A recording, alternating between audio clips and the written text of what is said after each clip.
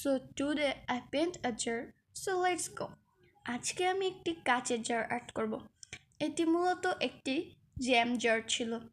তো আমি ফার্স্টে এই জারটাকে ফুল সাদা করে নিব, যেন অন্য কালার দিতে সুবিধা হয়।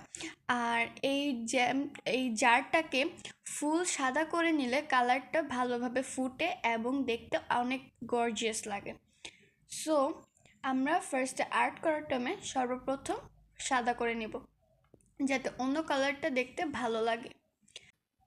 আমরা এই জারের নিচের অংশটিতে ফার্স্টে রেড কালার দিয়ে বর্ডার করব, দেন ইয়েলো কালার দিয়ে বর্ডার করে দিব। থার্ড অফ অল নিচে আরেকবার রেড কালার দিয়ে করব, যাতে আমার এই কালার কম্বিনেশনটা ফুটে ওঠে। আমি সেমভাবে নিচের অংশটির মতো করে উপরের অংশটিকেও ফার্স্ট রেড কালার, দেন ইয়েলো কালার, দেন আবার রেড কালার দিয়ে ড্র করে নেব, যাতে নিচেরটা এবং উপরেরটা দেখতে একই রকম লাগে। আমি যেই পুঁতিগুলো দিয়ে ডেকোরেট করব মাঝের অংশটিতে, সেই পুঁতিগুলো অনেক আগেকার, মেবি এটি 8 থেকে 10 বছর আগের পুঁতি। এগুলো আমার আম্মু খুব যত্ন সহকারে রেখে দিয়েছিল। আম্মু কিছু শাড়িতে এই সকল পুঁতি দিয়ে কাজ করেছিল। সেই সকল পুঁতি থেকে কিছু পুঁতি বেঁচে যায় এবং সেই পুঁতিগুলো আম্মু খুব যত্ন সহকারে রেখে দিয়েছিল। তো আমি এই পুঁতিগুলো দিয়ে ডেকোরেট করছি।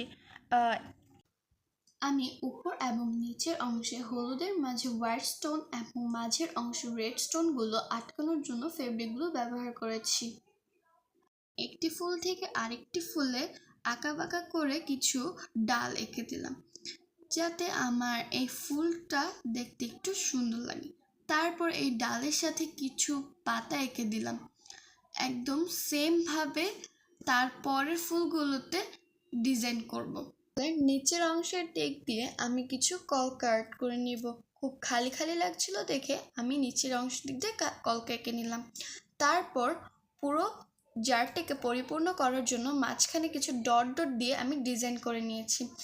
দেন লাস্ট আমার ফিনিশিং ছিল রেড কালার। জারের উপরের অংশে আমি পাটের রশিগুলোকে গ্লু স্টিকের সাহায্যে ডেকোরেট করে নিয়েছি এবং পাটের রশির ওপরে আমি হাফ গোল্ডেন পুঁতি দিয়ে ডেকোরেশন করেছি, যেন আমার জারটিকে দেখতে একটু গর্জিয়াস লাগে। So this is the final look of my glass jar. তো কেমন হয়েছে তোমরা এই কমেন্টে বলে দাও। Okay, by.